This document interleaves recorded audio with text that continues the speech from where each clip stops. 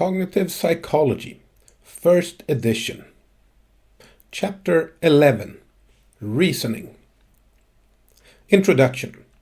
Reasoning processes extract new information from already established pieces of knowledge and so are very useful in many areas of life.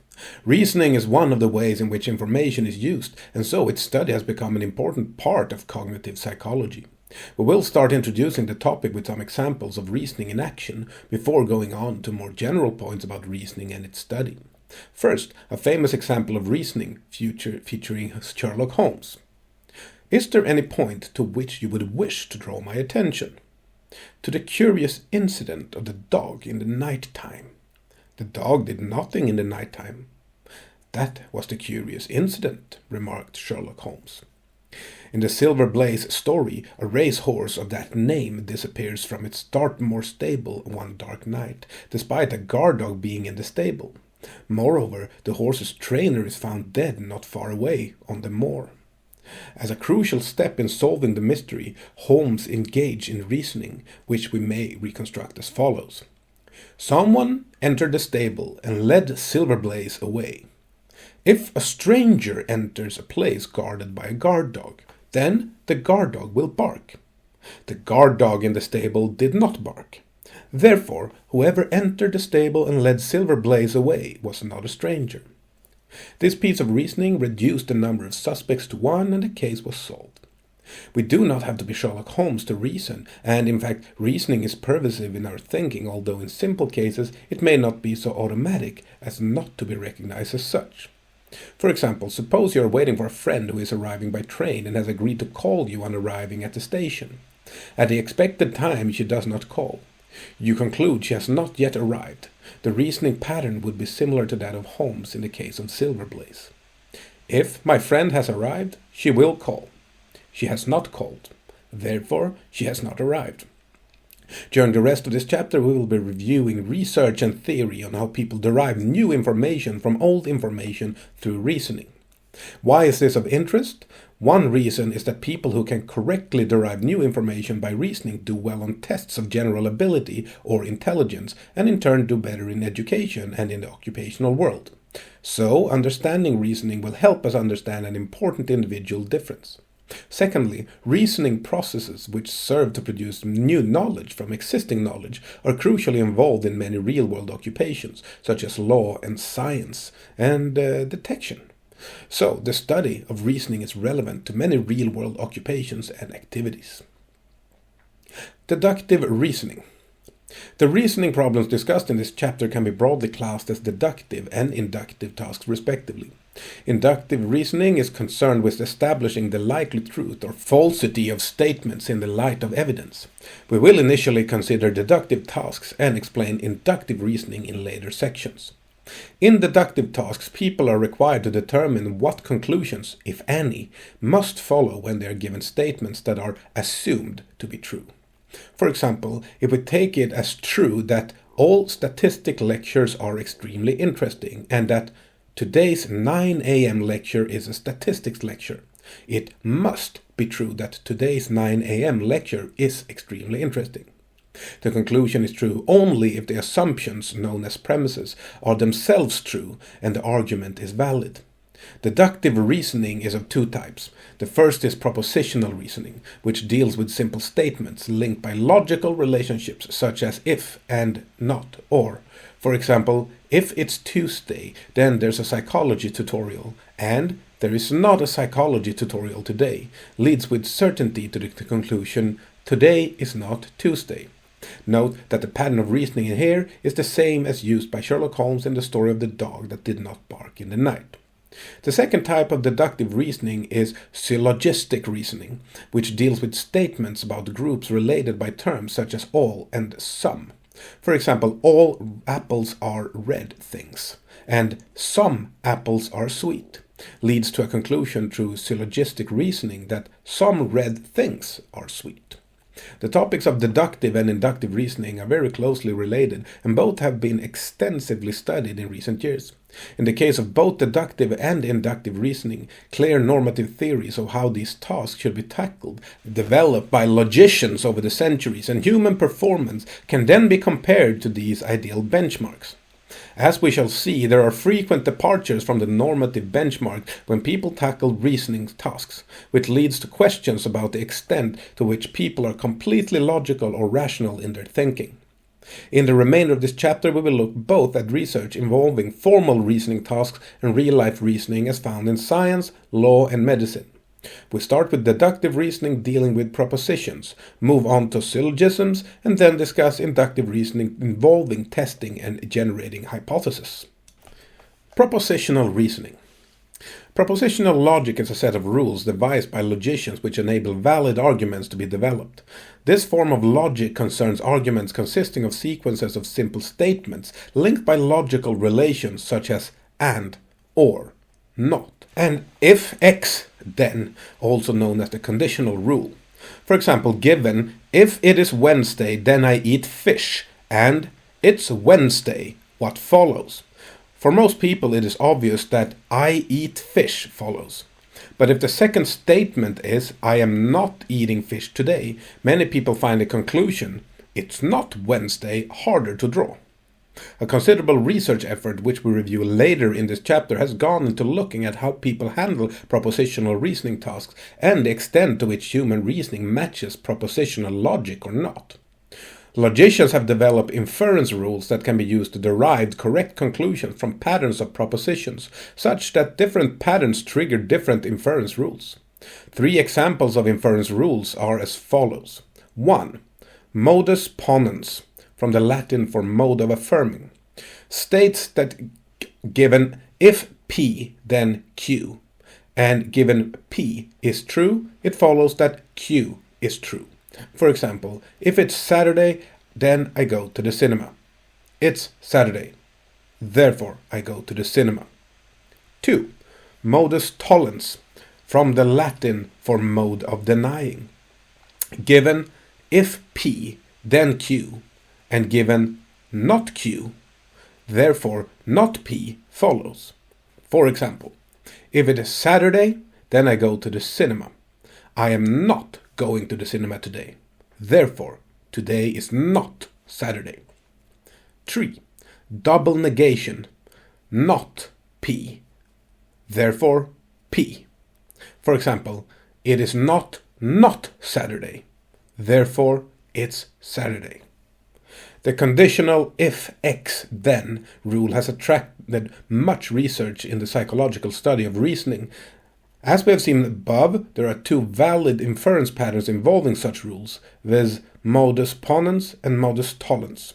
On the other side of the coin, there are 2 main mistakes or fallacies when arguing from conditionals, and these are 1. Affirming the consequent. Arguing from if P then Q, and Q that P is true. For example, if it is Saturday, then Sue goes to the cinema. Sue is going to the cinema. Therefore, it's Saturday. This is an invalid inference because the rule does not mean Sue only goes to the cinema on a Saturday. 2. Denying the antecedent. Arguing from if P, then Q, and not P that not Q is true. For example, if it is Saturday, then Sue goes to the cinema. It is not Saturday. Therefore, Sue is not going to the cinema today. This is an invalid inference because the rule does not mean Sue only goes to the cinema on Saturday. Before going on to discuss results from studies of human reasoning, we should mention that the type of if X then conditional discussed so far is known as material implication, and that there is a different form of conditional, that is the if and only if rule of equivalence, also known as the biconditional. For example, a closed figure is a triangle if and only if it has exactly 3 sides. Is an equivalence rule. In the case of equivalence from Q if and only if P. One can validly assert P given Q, affirming the consequent, and not Q given not P, denying the antecedent. That is, in the example, if a closed figure is a triangle, then it has 3 sides, and if it does not have 3 sides, it is not a triangle. Thus, affirming the consequent and denying the antecedent are valid arguments if the rule is one of equivalence, but not if the rule is one of material implication. Misinterpretation of material implication as equivalence is a possible source of error in conditional reasoning. Basic results. A number of studies have examined performance with conditionals involving both abstract materials. For example, if there is an A, then there is a 7. And concrete materials. For example, if it is Wednesday, then Mr. Jones eats fish at 3 a.m. Participants have been asked to say whether each of the 4 possible arguments, modus tollens, modus ponens, affirming the consequent, and denying the antecedent, are valid for such arguments. We can summarize results from a wide range of studies by saying that people typically perform with near 100% accuracy in the case of modus ponens, and about 60% accuracy on modus tollens. About a quarter of the time, people correctly reject the 2 fallacies, affirming the consequent and denying the antecedent. Typical results are shown in figure 11.1. Suppression effects. It has been suggested that what are usually classed as fallacies in the conditional reasoning could result from misinterpretations of the premises. For example, given the premise, if there is a dog in the box, then there is an orange in the box. Participants may assume this also means if there is not a dog in the box, then there is not an orange in the box.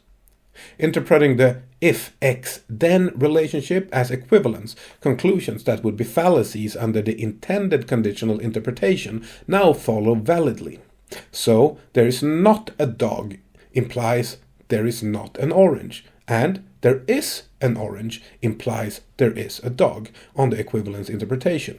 However, Romain et al. Found that giving participants additional antecedents, such as if there is a tiger in the box, then there is an orange in the box, makes it clear that dogs are not required for there to be an orange in the box, and so block equivalence interpretations and thus suppress the fallacies of affirming the consequent and denying the antecedent. Later studies have found that some kinds of additional antecedents also block valid inferences on the basis of modus ponens and modus tollens. In these studies, Byrne used pairs of conditional statements such that the second statement was an additional condition. For example, if she meets her friend, then she will go to a play. If she has enough money, then she will go to a play. When participants were given the above dual premises and were told that she meets her friend, they were unsure whether she had gone to the play, and the rate of correct modus ponens conclusions was far lower than with the single conditional premise, as in, if she meets her friend, then she will go to a play. Similarly, when given as true that she did not go to the play, the rate of valid modus tollens conclusions also dropped sharply. It seems that they are now unsure why she did not go to the play. It is as if the extra premises are interpreted as forming a conjunctive condition with the first premise, as in to make if she meets her friend and she has enough money, then she will go to the play. These studies indicate the importance of premise interpretation and how surrounding context can affect interpretation and so influence reasoning. Mental logic approaches. David Brain proposed that people have mental logic rules that they can apply to solving reasoning problems.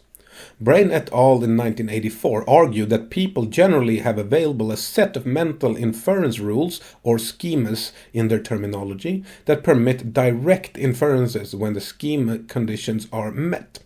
The schemas typically match some rules of logic, such as modus ponens, but may not include others, such as modus tollens. The mental rules or schemas may also include fallacies inferences, such as denying the antecedent.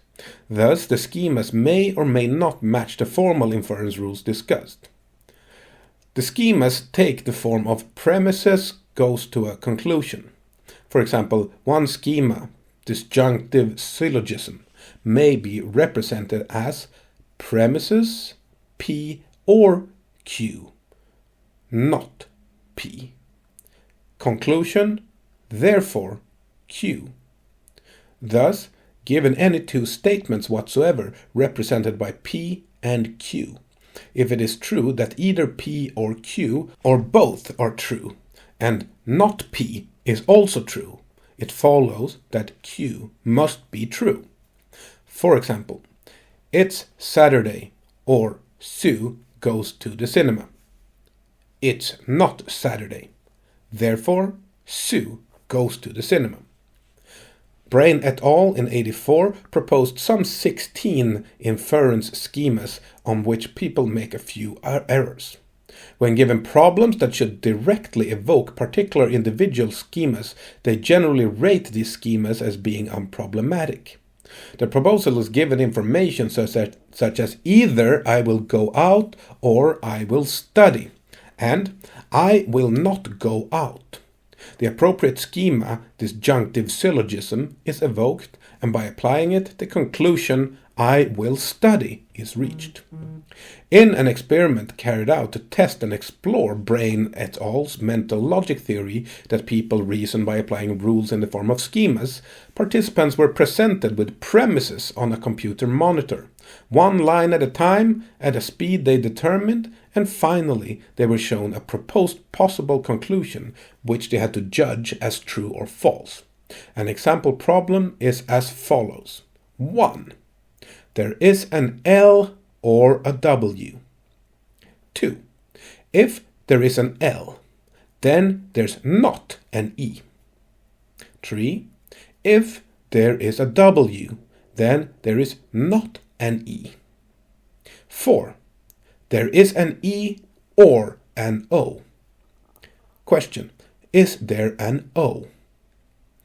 And the answer is yes, there is an O.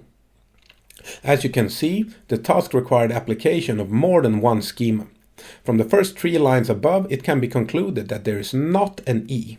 Using that conclusion, we can infer from line 4 that there is an O.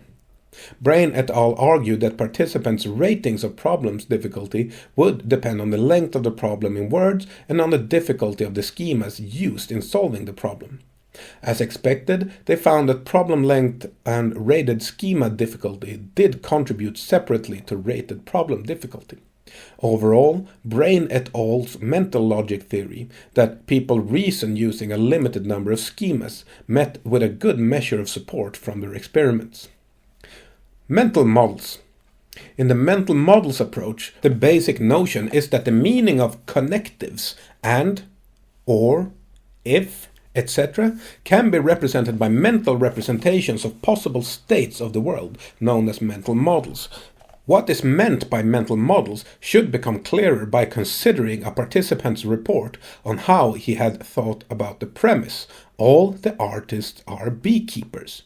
Note, this is equivalent to if people are artists, then they are beekeepers. The participant reported, I thought of all the little artists in the room and imagined that they all had beekeepers' hats on. Johnson, Laird and Stedman in 1978. This self-report suggested to Johnson, Laird and the hypothesis that a class of things, in this case artists, can be represented by thinking of a few examples. So, to represent the above premise, the reasoner imagines a small number of artists, in this case people with paintbrushes, and tags each of them as a beekeeper by adding a beekeeper's hat to each image of them. Since the set of artists and beekeepers are not identical, the reasoner should add a few beekeepers without paintbrushes, who are therefore not linked to artists in the representation. Deductive propositional reasoning then begins with the construction of one or more mental models which represent the first premise. One source of variation lies in how completely the models are developed to take all possibilities into account. For instance, if a person is an artist, then that person is a beekeeper, may be initially represented just as A. Artist is beekeeper. So, if we are told that Smith is an artist, the conclusion Smith is a beekeeper can be drawn by modus ponens. However, the simple one-model representation will mean we cannot draw a conclusion if told there is someone who is not a beekeeper. To draw a conclusion from denial of the consequent, the representation must include two models and would look like the version below. A. Artist is beekeeper. B. Not beekeeper is not artist.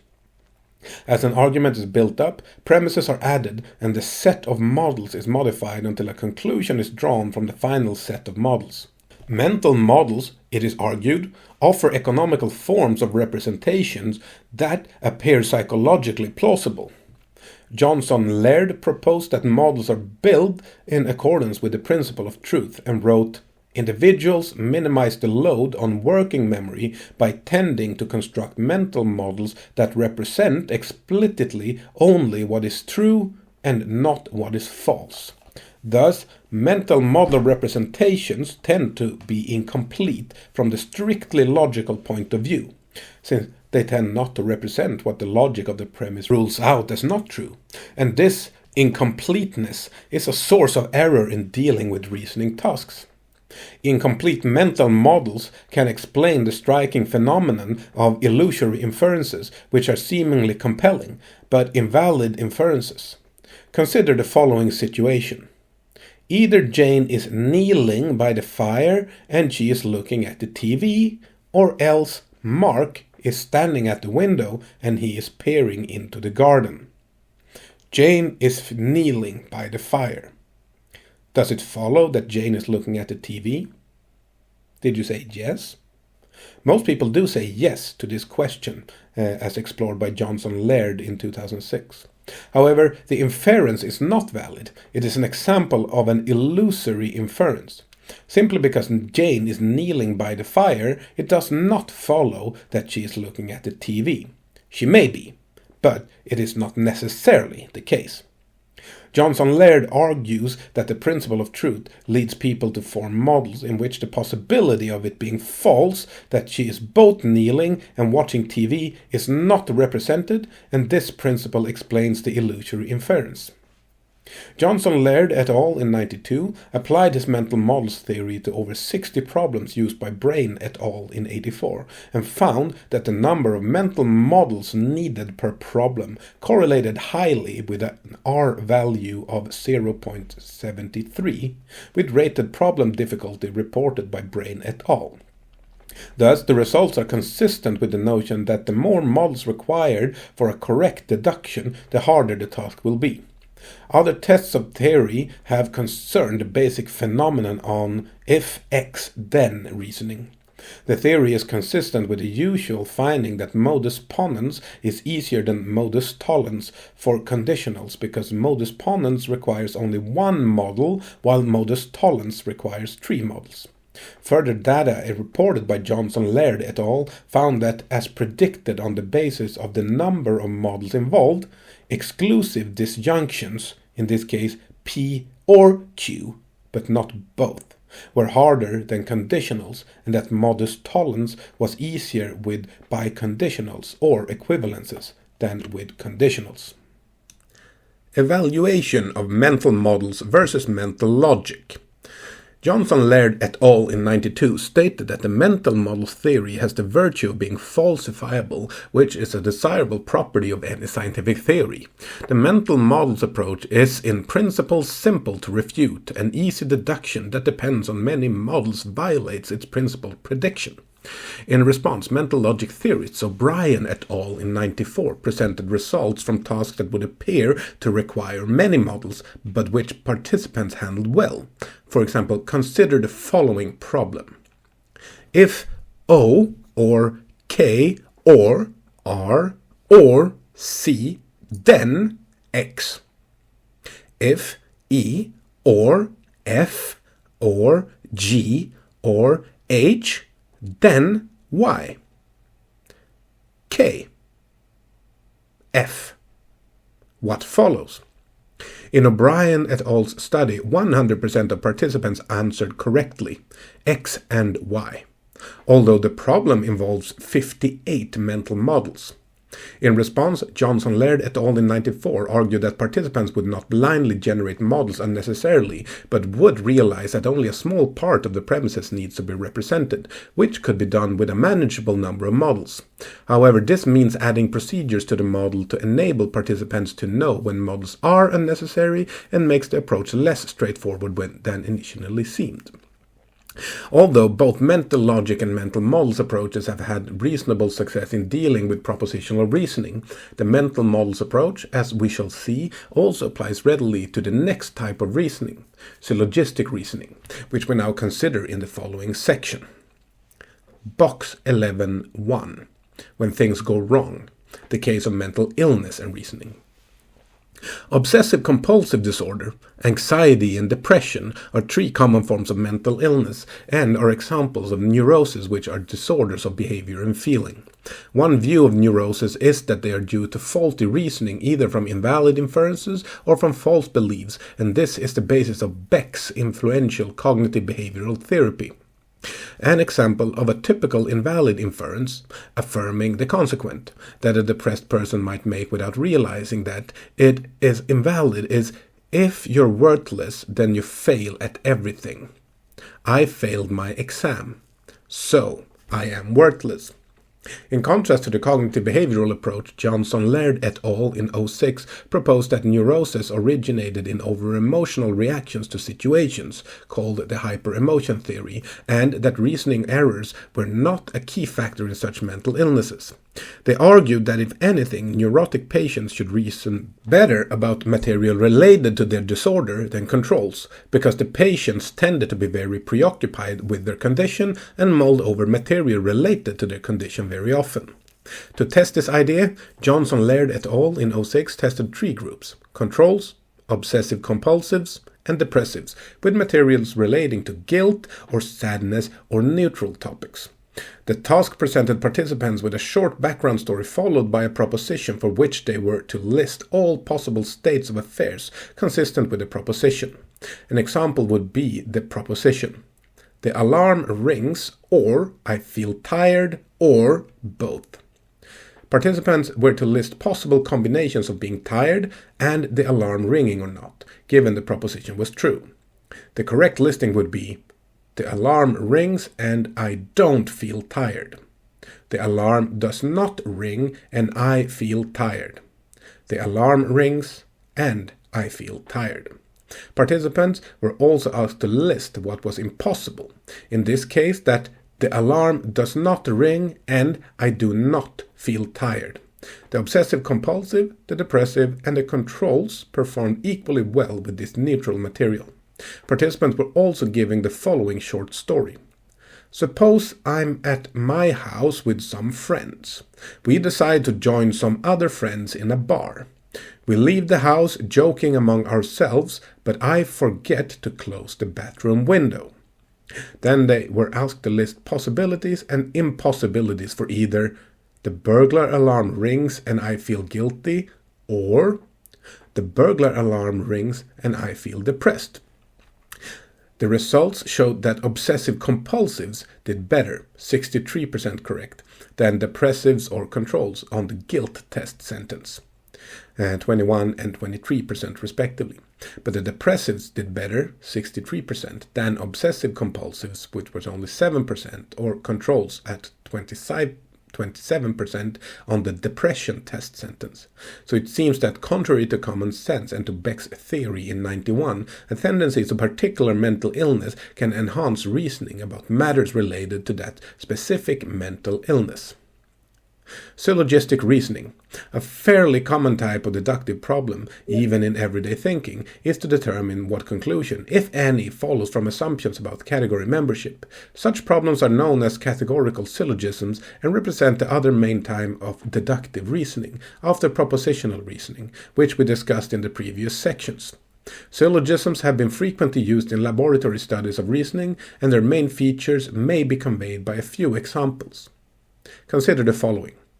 All dogs have whiskers. all terriers are dogs.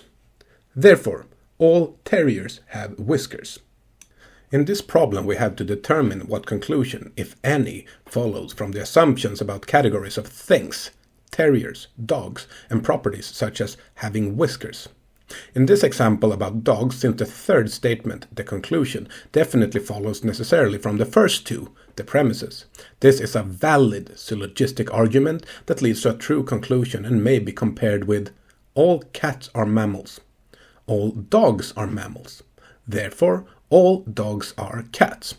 In this case, the conclusion plainly does not follow the true premises, and the form of the argument is invalid. In addition to validity, syllogisms can be varied in many ways for experimental purposes. For example, they may be varied by changing the quantifiers, some, all, used in the argument. The terms may be abstract or concrete. The premises and conclusion may be negative or affirmative. The propositions in the argument may be empirically true or false, and so on. Clearly, many features of the task can be readily manipulated. A number of variations are also possible in the response requirements. Participants can be asked to generate valid inferences from given premises, to judge a possible conclusion as valid or not, or to select a valid conclusion from a list of alternatives. Basic findings from syllogistic reasoning studies. Some of the main factors associated with the difficulty of syllogisms, such as beneficial effects of concrete material as against abstract material, were established in very early studies by Wilkins in 1928. Consider the following argument about abstract letters. Is it valid? All C's are M's. All D's are M's. Therefore, all D's are C's. This abstract argument may well be accepted, even though it follows the same invalid patterns as a previous concrete example that led from true premises to the conclusion that all dogs are cats. Try substituting cats for C's, dogs for D's, and mammals for M's, and the invalidity should be clear. Wilkins found that although concrete premises led to better performance, even in the case of concrete syllogisms, participants accepted many invalid conclusions. Why might this be so? A controversial proposal is that there is an atmosphere effect which leads participants to accept invalid conclusions that are similar to the premises. For example, if both premises are of the form all x are y, people are inclined to accept a conclusion of the form all x are y. We will now discuss the atmosphere effect. The atmosphere effect. To account for common errors in syllogistic reasoning, Woodward and Sells in 1935 hypothesized an atmosphere effect which predicted that the form of the premise would influence people's expectations about the form of the conclusion. In particular, they proposed that if both premises involved all, people are disposed to accepting an all conclusion. If any one premise involves some, people will dispose to a some conclusion. If any one premise involves not, people are disposed to accept a not conclusion. The argument below is often accepted by participants as valid as the atmosphere hypothesis would predict. All C's are M's. All D's are M's. Therefore, all D's are C's. The above argument is invalid. Substitute again cats for C's and dogs for D and mammals for M's to make the invalidity clear. However, the abstract version is often accepted as valid by participants, and so are many other invalid arguments. Atmosphere versus conversion errors, illicit conversation, and probabilistic inference. An alternative to the atmosphere hypothesis was put forth by Chapman and Chapman in 1959, who proposed that people applied heuristics which were not appropriate, known as conversion and probabilistic inference. These terms will be explained below, but first let us look at the Chapman's results from giving participants a number of syllogisms that did not have any valid conclusions. In this case, some L's are K's. Some K's are M's. Therefore, 1. No M's are L's. 2. Some M's are L's. 3. Some M's are not L's. 4. None of these. 5. All M's are L's. The correct conclusion is 4. None of these. Participants tended to be wrong on these items, and the kind of error that they made depended on the form of syllogism. The study used different types of syllogism, and the atmosphere effect predicted the preferred errors on many of these, but it failed on syllogisms that involved premises of the following type. A. Some x are y. No y are z. And B. Some x are not y. No y are z. The predicted response for both on atmosphere is some z are not x, but in fact participants tended to choose no z are x, especially on A, but split fairly evenly between the universal and the particular conclusions on B. The Chapmans proposed that the results could be better explained by the operation of two reasoning errors called conversion and probabilistic inference. There are two conversion errors. These are to assume 1 from all x are y, that all y are x, and 2 that some a's are not b's, implies some b's are not a's. Using concrete versions makes the errors clear. All women are human does not imply that all humans are women. Again, some humans are not politicians does not imply that some politicians are not humans. The Chapmans argued that participants tend to make conversions unless they have information to the contrary, which they do not have with abstract material. Probabilistic inference involved plausible reasoning that is not valid in deductive logic, so people will tend to argue that some cloudy days are wet, some wet days are unpleasant, and so some cloudy days are unpleasant. The conclusion could be true, but it does not necessarily follow even if the premises are true. The Chapmans reported that these two errors accounted better for their data than did the atmosphere hypothesis. In 1969, Begg and Denny re-examined the atmosphere versus illicit conversion issue with new experimental results and reported that atmosphere predicted the data very well. They also reanalyzed the data from earlier studies and found that there was considerable consistency among the various datasets and that, overall, the atmosphere predictions were more often upheld than the conversion and probabilistic inference predictions. Begg and Denny emphasized that although the results do support the use of the atmosphere formula as a convenient predictor of error patterns, their study was not decisive about the underlying processes that led people into error. Wason and Johnson-Laird in 1972 made other observations which suggested that the atmosphere hypothesis cannot be the complete explanation of syllogistic reasoning. For example, from Sells' data, where participants are given all B are A, all C are B.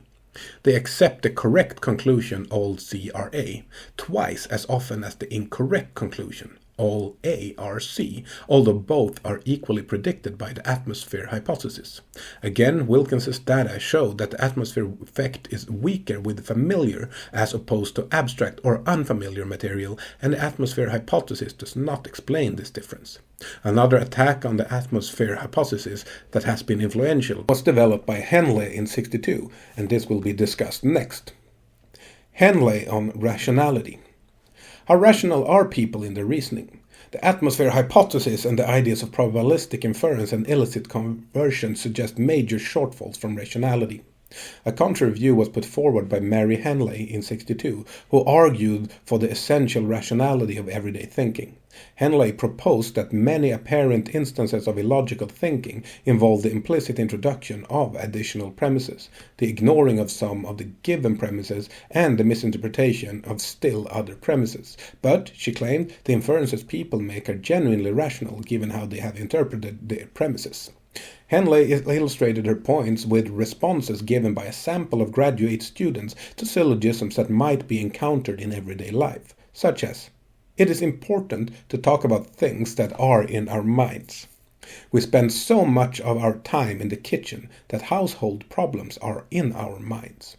Therefore, it's important to talk about household problems." Participants were asked to assess the validity of the argument and give their reasons. Henley found that some participants did not accept the task as an exercise in pure logic and did not distinguish logical validity from factual truth. For example, no, it's not important to talk about things in our minds unless they worry us. Interestingly, this type of response in which the task is not accepted as a purely logical exercise is actually fairly typical of people from cultures with little formal education. A number of participants interpreted the premises or the conclusion so that the intended meaning was changed. Participants sometimes ignored entire premises. For example, I don't think of household problems, so it's not important for me to talk about them. Occasionally, participants introduced premises that had not been given. For example, it's only important to talk about things that really worry us a lot, and household problems don't, so it's not important to talk about them. Henley concluded that when subjects arrive at apparently invalid conclusions, or when they fail to spot a fallacy, they often do so because they have worked with materials different from those intended, or because they have undertaken a task different from the one intended. In such cases, if we consider the materials and task as they were actually understood by individual subjects, we fail to find evidence of faulty reasoning. It must be concluded that the presence of error does not constitute evidence that the laws of logic are irrelevant to actual thinking. The data tend, rather, to support the older conception that these laws are widely discernible in the thinking process. Henley made a useful point in stressing the effects of the different ways in which participants can interpret task materials and goals. It is easy to assume that people interpret a task exactly as the experimenter intends, but then go on to make extraordinary errors in reasoning. Taking account of possible interpretations may well make people's behavior more understandable and may indicate that they have followed logical steps, but based on interpretations different from those intended by the experimenter. Later studies found that many participants misinterpreted traditional premises, but went on to make valid inferences based on the premises as they had understood them. Serraso and Provitera in 1971 examined the role of interpretation by using syllogisms in which the premises were given very clear interpretations. So, instead of simply being told some A's are B's, participants were told some of the A's, but not all, are B's. But all of the B's are A's. Another group were given the traditional syllogism statements. People given the clarified premises performed much better than did a traditionally instructed group. Culture and logic. In the far north, all bears are white. Novaya Zemlya is in the far north. What colors are the bears there? You may readily deduce that the bears are white in Novaya Zemlya. In contrast, Luria in 1971, in a study of non-literate peasants in Soviet Central Asia, found that many participants simply did not accept the task as an exercise in decontextualized logic, but instead on tackling it as a real request for solid contextualized real-world information. A typical response was as follows: "But I don't know what kinds of bears are there. I've not been there, and I don't know. Look, why don't you ask old man X? He was there, and he knows. He will tell you." Similarly, Cole in 1971 gave the following deductive task to non-literate Capel adults in rural Liberia. At one time, Spider went to a feast. He was told to answer this question before he could eat any of the food. The question is, Spider and black deer always eat together. Spider is eating, is black deer eating? For school participants, this is an easy question of conjunctive logic. For the non-literate Capel, it was a question of fact with no obvious answer, and a typical Capel respondent handled it as follows. Participant: were they in the bush? Experimenter: yes. Participant: they were eating together? Spider and black deer always eat together. Spider is eating, is black deer eating? But I was not there. How can I answer such a question? Eventually, the participant stated that the black deer was eating, but gave the following non-logic-based reason. The reason is that black deer always walk about all day eating green leaves in the bush. When it rests for a while, it gets up again and goes to eat. Among other things, this answer indicates that just because someone gives the correct answer to a reasoning problem, that does not mean the answer was approached by applying rules of logic. Greenfield in 2005 explained such findings by Cole and Luria in terms of a collectivistic versus an individualistic cultural mindset. The collectivistic mindset is typical of pre-industrial societies, which are largely rural and lack formal education. The mindset stresses practical and contextualized knowledge to be used in real social settings, against theoretical abstract knowledge to be used in artificial classroom settings. Formal education tends to induce an individualistic mindset in which the existence of different points of view is recognized and formal abstract knowledge of rules and principles, as found in science and mathematics, for example, is valued. The individualistic mindset is typical of industrialized, largely urban and formally educated populations. Although by some counts, roughly 70% of the world's population are collectivist. Greenfield points out that both tendencies are present with varying strength in many people. For example, those who have been born into a strongly collectivist group, but it migrated when young to a big city and received some schooling. Even in highly individualistic societies such as in North America or the United Kingdom, religions generally stress communitarian collectivist values, and both tendencies will be present in many people. By using suitable priming methods, the less dominant mindsets can be evoked, that is, individualism in the case of Asians and collectivism in North Americans. Mental model approaches to syllogisms. A series of studies by Johnson Laird and his colleagues revealed an interesting effect due to the figure of the syllogism. The figure of a syllogism refers to the way the three terms A, B, and C are laid out. There are four possible figures, as in AB, BC, BA, BC, AB, CB, BA, CB. And these layout affects what valid conclusions are preferred. In the experiments, participants had to draw conclusions from syllogistic premises dealing with concrete but uncontroversial matters. For example, some of the parents are scientists. All of the scientists are drivers. Therefore, what? This particular syllogism, in which the topic term has not been specified, is it about parents or about drivers, tended to elicit the conclusion some of the parents are drivers, rather than the equally valid some of the drivers are parents.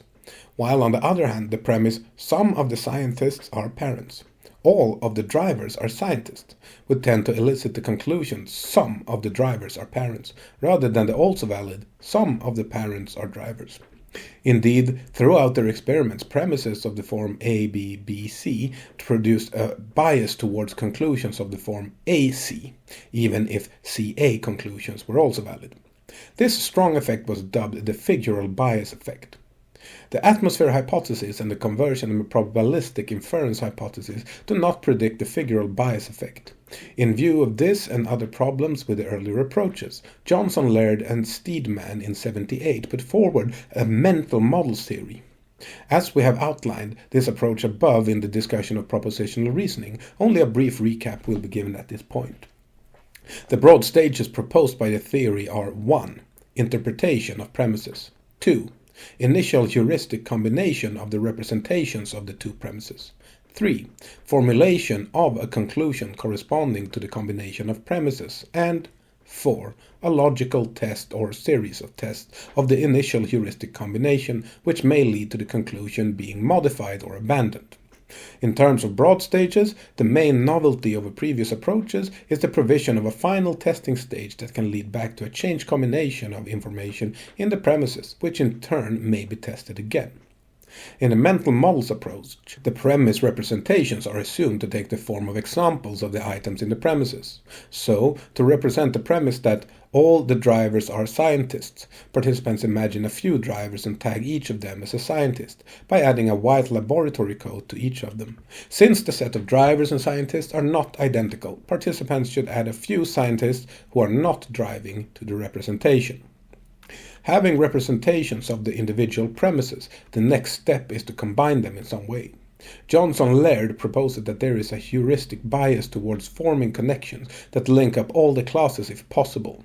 So given all A are B, some B are C, these would be combined to yield the invalid conclusion some A's are C's, and this conclusion is often made. The mental models theory proposes a combination of premises to yield a tentative conclusion, followed by a logical testing process. Differences in persistence of testing preliminary conclusions would lead to differences in the conclusions finally drawn by different individuals to the same premises. The theory was expressed in the form of a computer program and its performance compared to that of human participants on a set of 64 problems. With some syllogisms, the process of testing does not lead to any modifications, hence thoroughness of testing does not matter. Such syllogisms were predicted to be easier than those to which the model would produce a modified conclusion after testing. This prediction was upheld, 80.4% correct on predicted easy problems versus 46.5% correct on others. An explanation for figural bias is that it arises from the processes of combining premise representations in working memory, that is, with a syllogism of the form A, B, B, C. People encode the first premise and then add onto it a representation of the second premise, A, B, B, C, with a resulting bias toward a conclusion of the form A to C. In the case of B, A, C, B premises, since the middle terms are not adjacent, it would be necessary to store the second premise in working memory first, then encode the first premise to make the combination, CB, BA, giving a bias toward CA conclusions. Johnson, Laird, and Barra in 1984 obtained relevant data from an experiment concerning conclusions given to syllogisms that were presented for brief exposures of 10 seconds. Even with this short exposure, there were clear figural effects. More significantly, however, there were unpredicted effects due to figure on the frequency of responses indicating no valid conclusion. The A to B, BC figure yielded the fewest such responses, and BA, BC figure produces the most. With short presentations, participants experience difficulty in making combinations of premises in certain figures, such as BA, BC, in which reordering of terms in one of the premises is needed to effect premise integration, and thus have a high rate of incorrect conclusions that no conclusion can be drawn. It has also been pointed out that for certain syllogisms 2 or 3 different combined models of the premises are possible, and that all the possible models must be considered before a correct conclusion can be drawn. Johnson Laird reports data from studies which found that the rate of drawing correct conclusions declined sharply as the number of possible combined models increased from 1 to 3.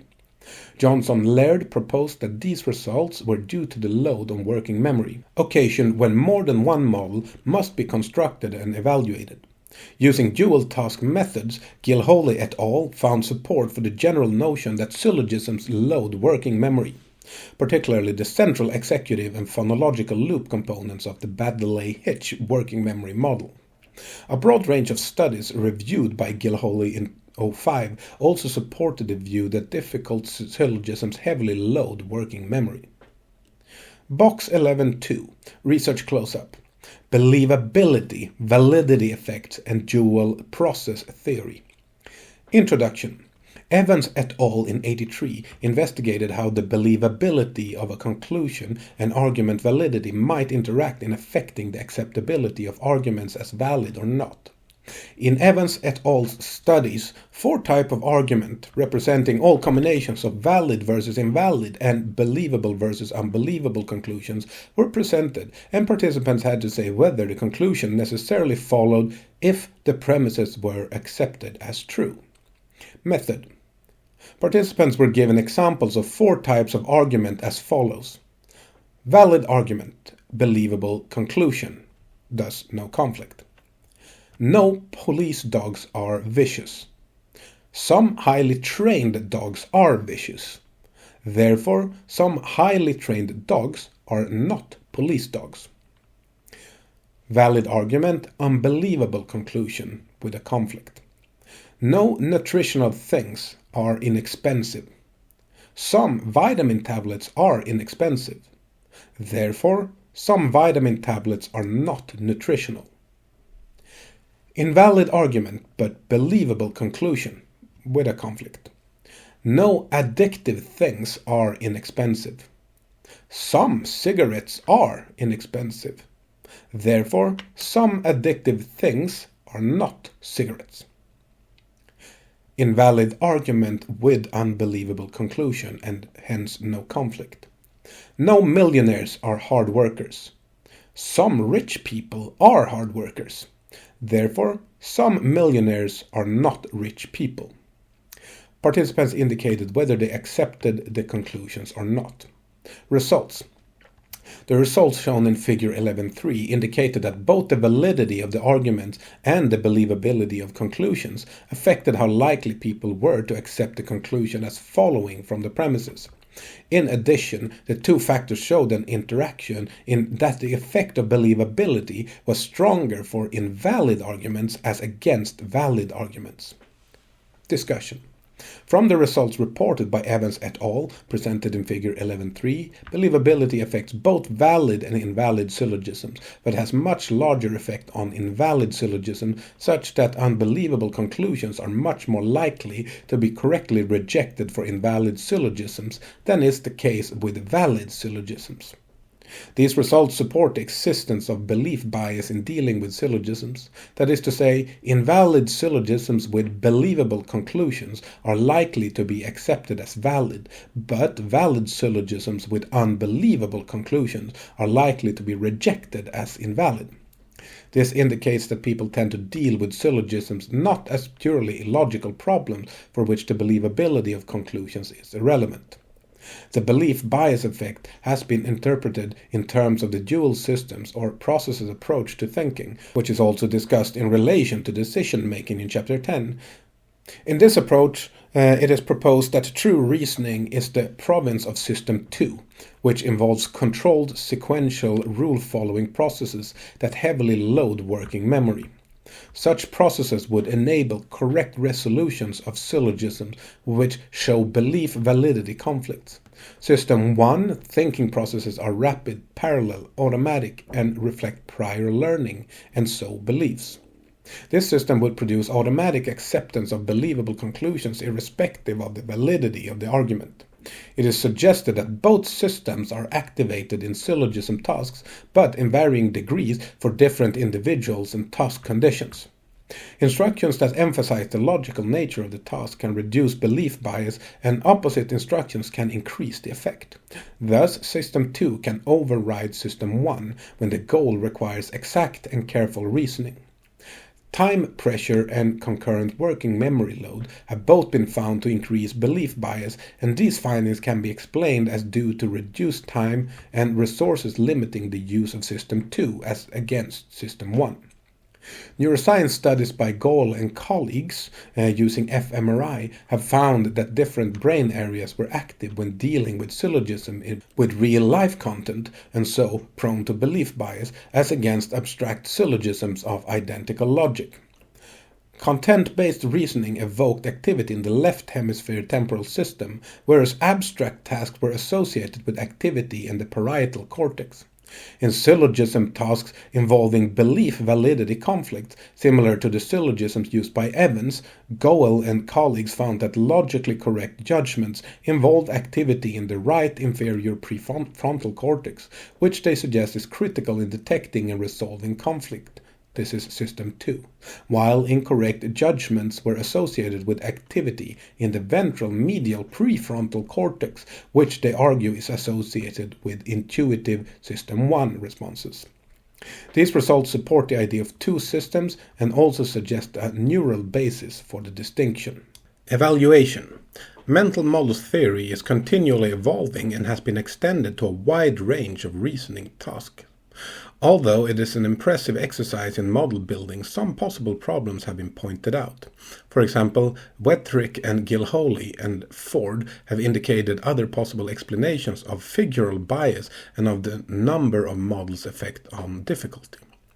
Wetherick and Gilhooly argued that figural bias may simply be due to people picking as the topic of the argument the first term which is the topic of its premise. So if we are told all the scientists are drivers and all the drivers are golfers, it is natural to take scientists to be the topic here and to draw a conclusion about scientists. All the scientists are golfers. If the premises were some drivers are golfers and all the scientists are golfers, a conclusion in which drivers was the topic, as some drivers are scientists, would be more natural. Thus, the figural effect may arise from assumptions made about which term is the topic, scientists or drivers. The mental model approaches to syllogisms assumes that all participants approach the task in the same way and no explicit mechanisms of change or improvement are provided. However, in any large sample of participants, some will get most syllogism correct, a few will be at guessing level, and the remainder will show the typical variations in item difficulty discussed here and addressed by the mental models approach. Galotti et al. In 1986 found that people classed on a pretest as good reasoners, but who had no training in formal logic, either used or quickly developed shortcut rules which would make laborious explorations of multiple model possibilities unnecessary. For example, better reasoners used the rules that two some premises could only yield no valid conclusions, and similarly that two negative premises must give no valid conclusion. Ford in 1995, in a very detailed study using concurrent verbal, think aloud, and written protocols, found that her participants split into a group who mainly used verbal rules and representations, and a group who used spatial representations like Venn diagrams. Both groups solved at about the same level as each other and showed patterns of difficulty over syllogisms, similar to those found by Johnson, Laird, and Barra. However, Ford's participants showed no signs of using mental model representations. Belief bias and dual system theory. As mentioned above, arguments can vary independently in validity and in the truth or believability of the conclusions. Many studies have used abstract materials, and so believability is not an issue for those situations. Essentially, no participant has prior beliefs about whether or not all A's are C's. However, with real-life materials, prior beliefs would be expected to influence judgments of how valid an argument is. For example, suppose you are given the following syllogism. All roses are flowers. Some flowers fade quickly. Therefore, some roses fade quickly. There is a strong tendency to conclude that this is a valid argument since the conclusion is true. However, if we work just with the premises given, the conclusion does not follow because it may be that there are no roses in the set of flowers that fade quickly. This is an example of belief bias, and more can be found on this topic and on its theoretical implications in Box 11.2. Box 11.3 Practical Application Psychological Model of Legal Reasoning. The law involves reasoning by jurors and judges to reach definite conclusions, either guilty or not guilty, or additionally not proven if in Scotland. Such reasoning may occasionally be a straightforward application of modus ponens. For example, in most jurisdictions there is a law to the effect that if a shop sells alcohol to people below some critical age, 18 in the UK, then the law has been broken. So, if the owner of the all-night corner shop has definitely sold alcohol to Darren Smith, 17 years and 11 months old, then it is simple for jurors or a magistrate to apply the if-then rule and conclude that the shopkeeper is guilty. Such simple cases are rare. More commonly, there are many pieces of relevant information of uncertain reliability, some pointing to guilt and some to innocent. How do jurors or appeal court judges reason with such complex material to reach a definite verdict? In legal thinking on this question, two schools of thought are A. The rationalist approach, according to which logical reasoning, using rules of deduction, induction, and reasoning by analogy, leads to conclusions in a one-directional process from evidence to verdict. Or B. The realist approach, according to which conclusions emerge from unconscious biases, prejudices, and attitudes, and then the conclusions are justified afterwards by selective picking and weighing of evidence, in this case, dismissing all the defense witnesses as unreliable. Simon in 2004 has developed an alternative cognitive model which proposes that jurors seek to form a coherent mental model of the facts in the case such that one verdict is strongly supported and the other possible verdict is only weakly supported. Using a connectionist approach, the idea is that the pieces of evidence are given different weight and are each linked initially more or less strongly to each possible verdict. As evidence comes in and is reflected on, one verdict begins to become strongly activated and feeds back activation to the pieces of evidence that supports it, and so an early tendency to one verdict becomes ever stronger. Thus, reasoning here is not seen as a one-way process from presented information to conclusion, but an interactive process where the emerging favored verdict affects the weight of the pieces of evidence, which in turn strengthen the favored verdict. In studies, participants were shown a story about an investor who had a dispute with a software company. Each statement was initially rated as supporting or not supporting a conclusion that the investor had libeled the company on an electronic forum. The statements were usually rated initially as roughly equally supporting the libel conclusion and the no libel conclusion.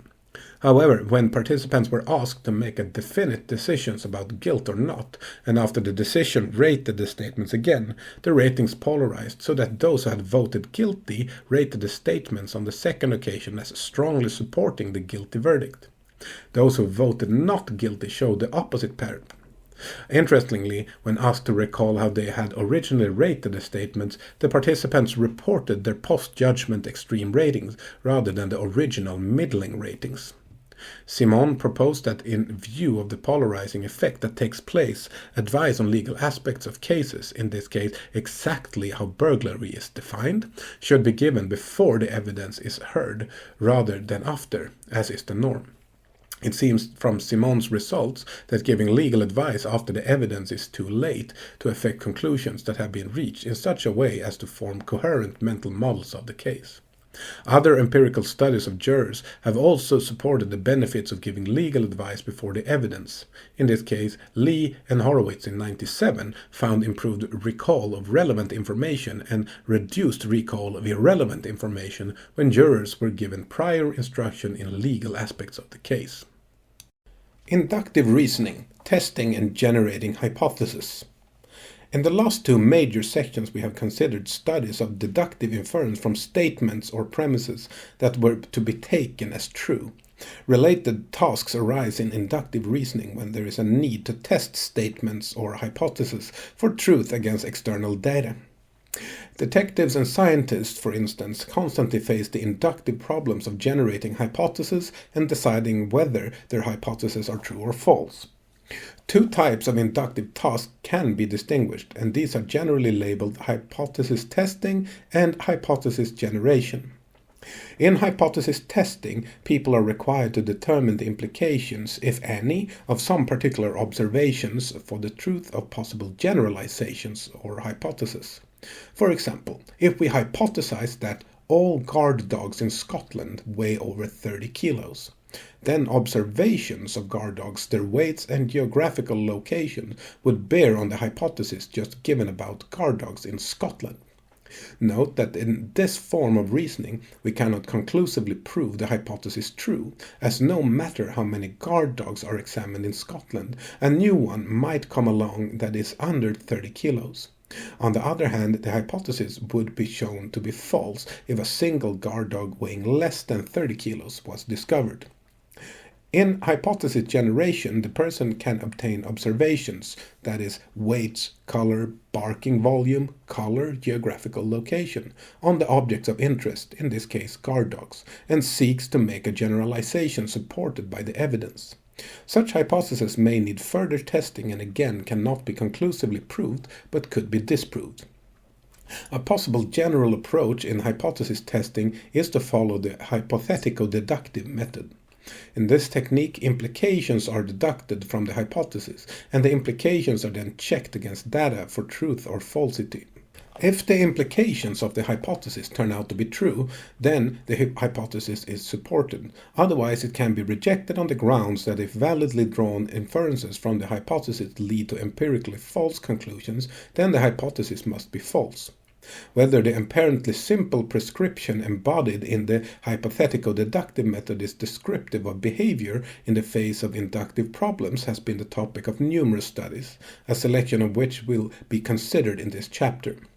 Our review will start with tasks in which people do not have to generate hypotheses, but rather are given some particular hypothesis to test and sources of potentially relevant data.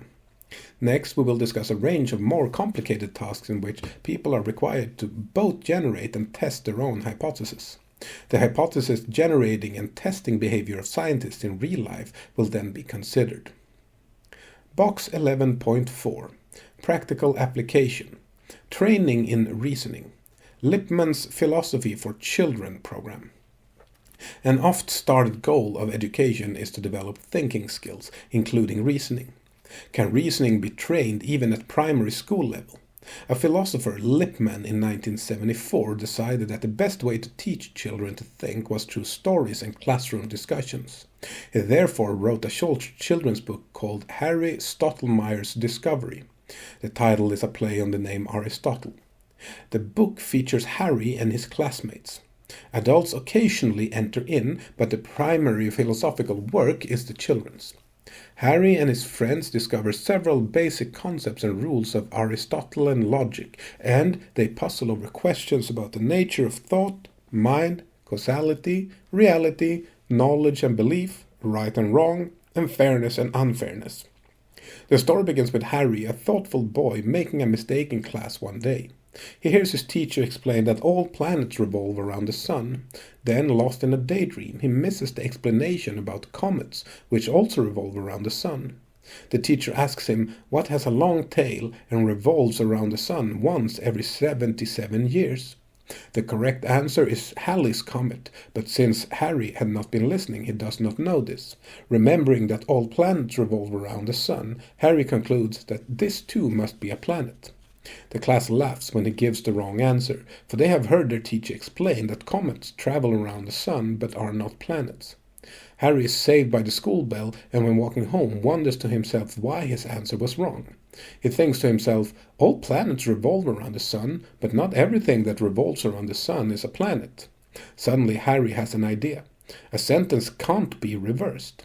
If you put the last part of a sentence first, it'll no longer be true. He tries a few examples. All oaks are trees, but not all trees are oaks. All cucumbers are vegetables, but not all vegetables are cucumbers.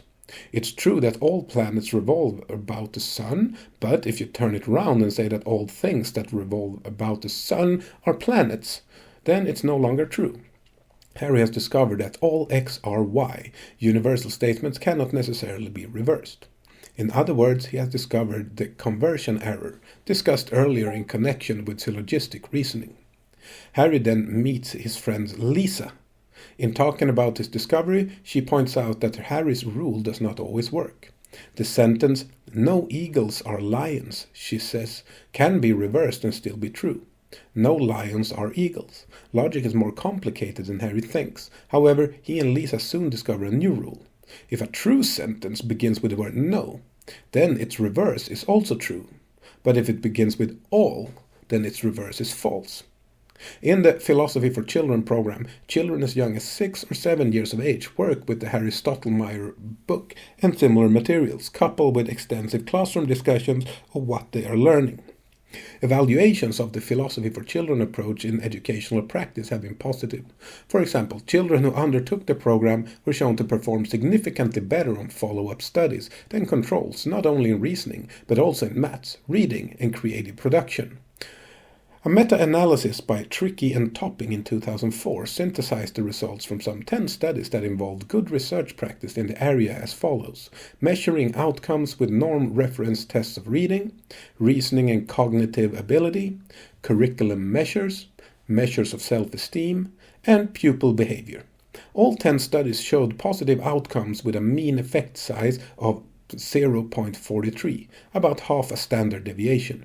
Tricky and Topping concluded that Philosophy for Children has a consistent moderate positive effect on a wide range of outcome measures. Testing hypothesis. The 4-card selection task.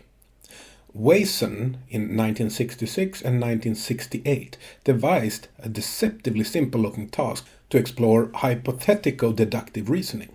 Because this task involves a mixture of deduction and induction, it is often presented within the context of deductive reasoning. However, as Wason saw this task as investigating falsification in assessing hypotheses, it is discussed here with induction, which is concerned with establishing the truth or falsify of empirical hypotheses. Suppose you are given 4 cards showing E, K, 4, 7, Each card has a letter on one side and a number on the other. Your task is to name the cards which needs to be turned over to test the following statement. If a card has a vowel on one side, then it has an even number on the other side. You may find it instructive to pause here and decide on your answer before reading on. Let us now consider a number of task variants. In each variant, try to decide which of the 4 cards need to be turned over to test the given rule. Abstract version. Each card has the letter A or B on one side and the number 1 or 2 on the other side. Rule: if a card has a 1 on one side, it has an A on the other side. And the cards shown are 1, A, 2, B. Concrete version. Each card represents a journey and has a destination on one side and a means of transport on the other side. Rule: if a card has Manchester on one side, it has a train on the other side. And the cards shown are Manchester, train, Leeds, car. Drinking rule. Each card represents a person in a bar and has the person's age on one side and what he or she is drinking on the other side.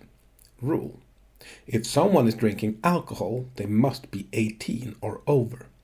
And the cards shown are beer, 20 years, Coke, 17 years. Negative abstract version. Each card has the letter A or B on one side and the number 1 or 2 on the other side. Rule: if a card has a 1 on one side, it does not have a B on the other side. Cards show 1, A, 2, B. In all the above cases, the first and fourth card should be chosen. Why? See below. On the official intended interpretation of the rule as one of material implication, see discussion of conditional reasoning above, the most common answers are wrong. To see why they are wrong and what the correct answer is, let us look at a concrete example. Take the proposed rule or hypothesis: paper burns at 250 degrees Celsius.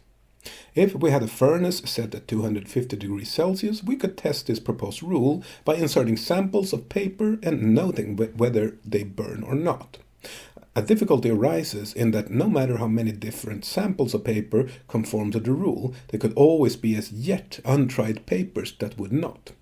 Thus, no matter how many positives are recorded, the rule can never be absolutely verified, but it would be falsified if just one sample failed to burn at 250 degrees Celsius. This is a general characteristic of universal hypotheses, and the example should cue us to the need to consider potentially falsifying data as well as potentially supporting data in testing rules. Suppose now that a study was conducted on what sorts of things burns at 250 degrees Celsius and that 4 cards are available representing 4 individual experiments. On one side of each card is listed the type of material put into the furnace and on the other side whether it burned or not. Which of the 4 cards below would have to be turned over to test the hypothesis? If it is paper, it will burn at 250 degrees Celsius. 4 cards showing paper, plastic, burned, did not burn. Clearly we must look at the paper card to see if it burned or not. The plastic card can be ignored as irrelevant. Surprisingly perhaps, the burnt card does not need to be turned over. Once we know that the material burned, whether the material was paper or not does not affect the truth of the hypothesis. No information regarding the truth of the hypothesis would be gained by turning over the burned card, and so it should be left untouched. Paper or plastic on the other side would both be consistent with the proposed rule. The did not burn should definitely be turned over, since it would be falsifying if paper were on the other side. Similarly, in the abstract version, that is, if vowel on one side, then even number on the other side, the cards showing E and 7 should be examined because they could falsify the rule. The 4 and the K cards may be left unturned, since whatever is on the other sides would be consistent with proposed rule. The logic of seeking falsifying evidence was stressed by the influential philosopher of science Karl Popper in 1959. Popper's views were the underlying inspiration between Wason's 4-card task, which can seem rather an arbitrary and highly artificial exercise in logic, but is actually rooted in thinking about the very practical question of how science should be done. Basic results. In testing a rule of the form if P then Q, there are 4 possible cases that we might find, and these are P and Q, P and not Q, not P and Q, and not P and not Q. In logic, only the second case, P and not Q, is inconsistent with the rule, while the remainder are consistent. When participants are given a conditional rule to test and the opportunity to observe what is paired with cases of P, Q, not P, and not Q in the 4-card task, they almost always select the cards showing P and Q rather than the logically correct cards showing P and not Q. One way to describe these results is to say that people are biased toward verification or confirmation and so chose the potentially confirming cards, in this case P and Q, and ignore the potentially falsifying case, not Q.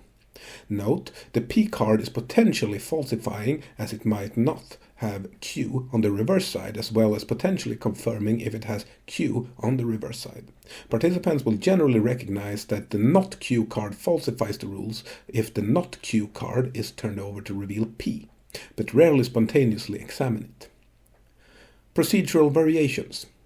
Wason and others examined a number of procedural variables in an attempt to locate the sources of difficulty in this task. For example, in one study, the task materials were strictly binary, with only 2 possible letters and numbers, but this had no effect. Thus, the source of the difficulty was not confusion induced by the sheer number of possibility in the vowel or even number cards. It was suggested that participants might have been confused by the expression the other side of the card and might have misinterpreted this to mean the side face downward. Wason and Johnson-Laird in 1970 therefore presented participants with cards that had all the information on one side and used masks to hide the appropriate part of the card. Again, no facilitation occurred. Perhaps the apparent set for verification could be broken by instructions which emphasize falsification. However, Wason found that instructions to pick cards which could break the rule did not enhance performance. Performance on other reasoning tasks is often improved by concrete material. Wason and Shapiro found marked improvements when the task was presented in terms of 4 journeys. The 4 cards were said to represent journeys with names of towns or destinations on one side and modes of transport on the other. Participants were given cards marked face up as follows and were told that the cards represented journeys made by the experimenter. And the cards shown are Manchester, car, train, Leeds. The proposed rule to be tested was every time I go to Manchester, I go by train. Answer: turn over Manchester and car cards. The facilitating effect was replicated by Gilhooly and Falconer in 1974. Further improvement in performance was found when the task was made very lifelike and concrete by Johnson-Laird et al. In 1972. Participants were asked to imagine that they worked in the post office sorting letters, as shown in figure 11.4. And it's a closed envelope, an open envelope, an envelope showing 5 pence stamp, an envelope showing 4 pence stamp. Their task was to discover whether the following rule had been broken, and this rule was in effect at that time in the UK. If a letter is sealed, then it has a 5-penny stamp on it. Envelopes were provided either sealed or not, and bearing either a 4-penny stamp or a 5-penny stamp on their showing side. A parallel abstract condition had the following rule. If an envelope has a D on one side, then it has a 5 on the other side. Again, suitable envelopes were provided to test the rule, and 22 out of 24 people tested were correct in the concrete condition, but only 2 out of 24 were correct in the abstract condition. In sum, it appeared from these early studies that the main facilitating effects on selection task performance were those of using realistic material. Subsequent research reviewed below suggested a range of reasons why concrete materials were helpful in this task. Interpretation factors. A number of investigators have pointed to ambiguities in the standard 4-card task. Typical patterns of performance of the task might be explained in terms of people making interpretations different from that intended, but then going on to reason correctly on their interpretations. Smollett in 1974 distinguished 3 sources of ambiguity. 1. Is the rule reversible or not? That is, does P equals Q also mean Q equals P or not? 2. Does the rule refer to both sides of the card or just to the showing side? 3. Is the task one of verification, falsification, or both? Putting together these ambiguities leads to 2 times 2 times 3 equals 12 possible interpretations of the task. These 12 interpretations logically require certain patterns of card selection. Smalley showed that such interpretations occurred and that his participants' choices were consistent with their interpretations. Further evidence for the interpretation approach to the 4-card task was provided by Bracewell in 1974, who gave one group a greatly clarified statement of the task, and the rule was given as follows. If either the showing face or the underside face of the card has a J on it, then 2 is on the remaining face. This hypothesis should not be interpreted to mean that 2 only occurs with J. Please indicate the card or cards it is necessary to examine in order to see if the above hypothesis is false. The success rate with clarified instructions was much higher than that obtained with standard instructions. The beneficial effects of realistic material could be explained on the interpretation view to reductions in ambiguity with realistic material. A rule such as "if I go to London, I go by car" is unlikely to be interpreted as reversible, that is, as implying "if I go by car, I go to London," because the reversed version is implausible. No such plausibility checks would prevent reversal of an abstract rule. In the post office variant, the nature of the task, to seek potentially falsifying information, fits the thematic structure and so makes the task less ambiguous. Matching bias. Evans in 1984 put forward a view that in the abstract version of the selection tasks, most people exhibit a matching bias in that they simply select the cards showing the symbols mentioned in the rule, that is, the responses match the input and no deeper processing is involved. One main source of evidence for this view is the finding that with a negative form of the rule, if B on one side, there will not be 3 on the other. The success rate is very high. Most participants select the B card and the 3 card, which is the correct potentially falsifying choice pattern. This arises simply through matching. The participants do not show any special insight into the logic of the task, and when retested with positive versions of the rule, make the usual errors as the matching hypothesis predicts. Memory queuing or availability accounts. The rule that Johnson Laird et al. In 1972 used in their postal study was a real-life rule and was well known to the participants at the time of the experiment. However, the rule stopped being used in the UK many years ago, and later studies using young adults failed to find facilitating effects of the postal rule condition compared to the abstract condition. Thus, it is possible that prior experience of specific counterexamples helped performance. People for whom the rule was a real everyday rule would be more likely to think of possible counterexamples from memory than would people for whom the rule was an arbitrary laboratory invention. In other words, falsifying possibilities would be more available to people familiar with the rule in real life. Griggs and Cox in 1982 found a similar effect to that of Johnson Laird et al.'s postal study in an experiment involving the rule governing the legal drinking age in Florida, where the experiment also was conducted. Participants were asked to imagine that they were police officers and they were to ensure that the regulation, if a person is drinking beer, then the person must be over 19, was being followed. Participants were given 4 cards that contained information about 4 people. On one side of each card was the person's age and on the other side what they were drinking. Face up, the participants saw cards showing 16 years of age, 22 years of age, drinking beer, drinking Coke. The task was to turn over the cards that definitely needed to be turned over to determine whether the rules was being violated. This turned out to be a very easy version of the task, and correct choices were made by nearly 75% of participants. As with the postal task, a memory queuing explanation was suggested. Pragmatic reasoning schemas. It is a reasonable conclusion from the low levels of performance typical with abstract versions of the conditional rule testing task that people do not use formal syntactic rules of logical implication in these tasks. Data outlined in the preceding section raised the possibility of specific memory queuing. A third possibility was developed in Cheng's and Holyoak's 1985 notion of pragmatic reasoning schemas. Such schemas are quite abstract rule systems in that they apply to a wide range of contents, but are not so wide and abstract as syntactic logical rules. A relevant schema in the context of the four-card problem is the permission schema. The core content of the permission schema is if one is to do X, then one must satisfy precondition Y. Chang and Holyoak examined the possible rule of the permission schema in the following study. Participants in Hong Kong and Michigan were instructed in a problem about checking passengers' forms at an airport. The rule to be checked was, if the form says entering on one side, then the other side includes cholera among the list of diseases. 4 cases corresponding to P, Q, not P, and not Q were available for examination.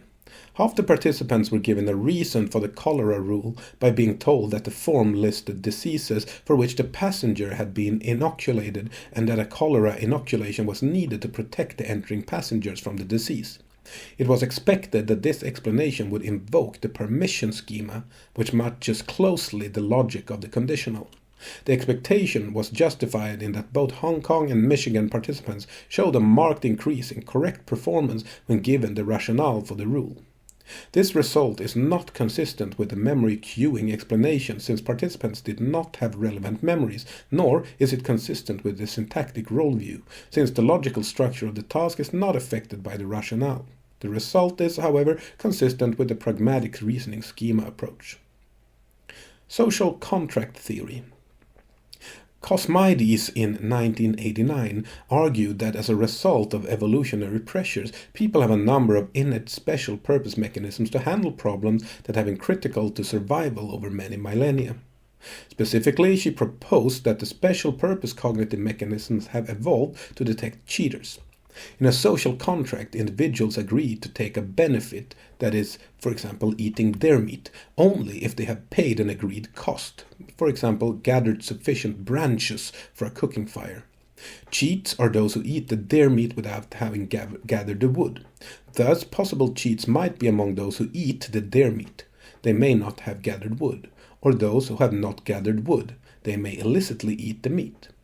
Cosmides proposed that humans have evolved so that they possess a cheat-detecting algorithm, which will focus in on possible cases of cheating.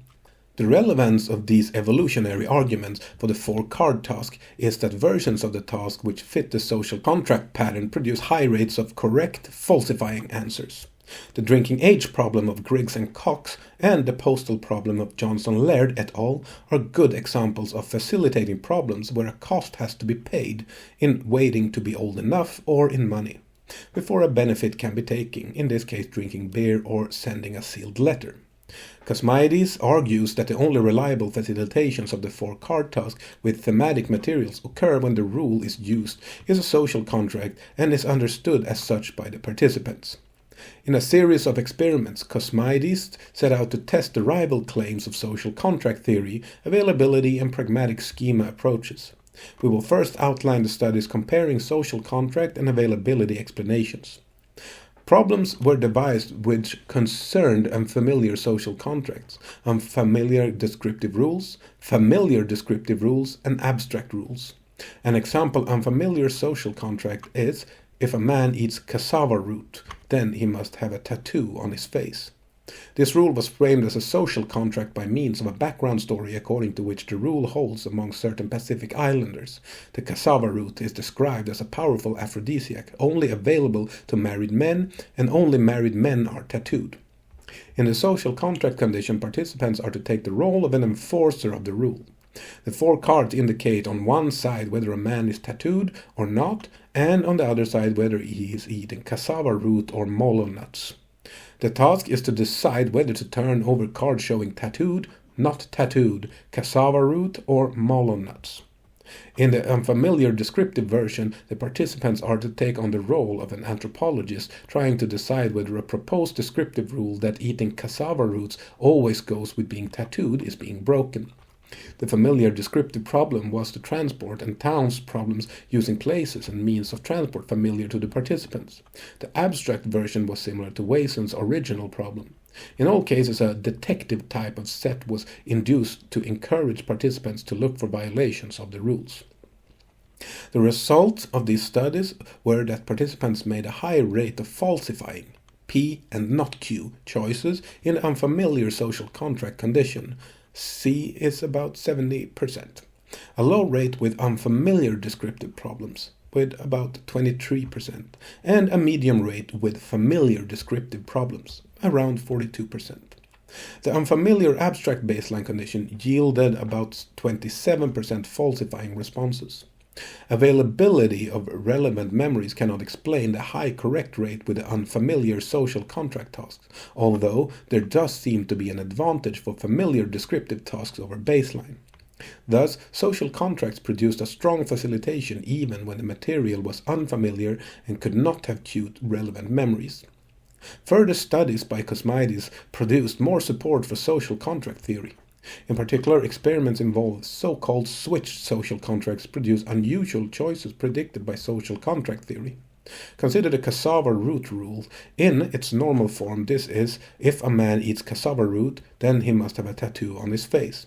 In the switched version, it is, if a man has a tattoo on his face, then he eats cassava root. Simply taking the surface logic of the switched rule, a falsifying approach would predict choices of tattoo and mola nuts. However, on the social contract interpretation, participants would choose not tattoo and cassava root, more abstractly the not P and Q cards.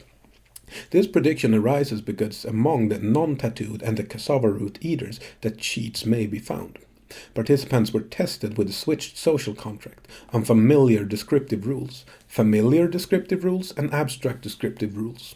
The results indicated a high rate of the not P and Q choices for the switched social contract, about 70%, with a near zero rate of such responses in the other conditions.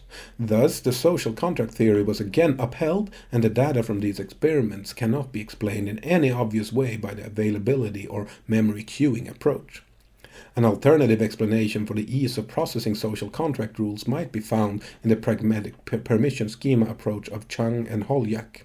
Cosmides pointed out that although all social contracts are permissions, not all permissions are social contracts, since social contracts always involve costs and benefits, while permissions as a class do not always do so. Cosmides argued that permission rules have only been facilitating when they have incorporated costs and benefits, and hence have been social contracts. To test this notion, experiments were carried out in which the same rules were framed by means of background stories as either social contracts, in which the actions were taking benefits and the preconditions were costs to be met, or as permissions where the same actions and preconditions were without cost or benefits to the individuals. For example, the cassava root rule was framed as a social contract as previously, or as a permission in which there was no individual advantage to eating cassava roots or mola nuts, and being tattoos was not painful. The permission rule was justified as balancing out the frequency with which the two foods were eaten to conserve food supplies for the group. The outcome was that falsifying choices, P and not Q, were more frequent for the social contract version than that for the permission version, 80% versus 45%. Switching the rules to if a man has a tattoo on his face, then he eats cassava root, produced a high rate of not P and Q choices in the social contract version compared with the permission version, 65% versus 0%, as predicted by social contract theory. Overall, Cosmides' evolutionary approach has led to identification of rules which will reliably produce response pattern matching falsification choices, P and not Q, or if switched will produce choices unlikely to occur in the standard abstract version, not P and Q. These findings were replicated by Geigerenzer and Hug in 1992. The research reviewed above on the social contract approach and on the pragmatic reasoning schemas approach has highlighted the facilitating effect of deontic rules.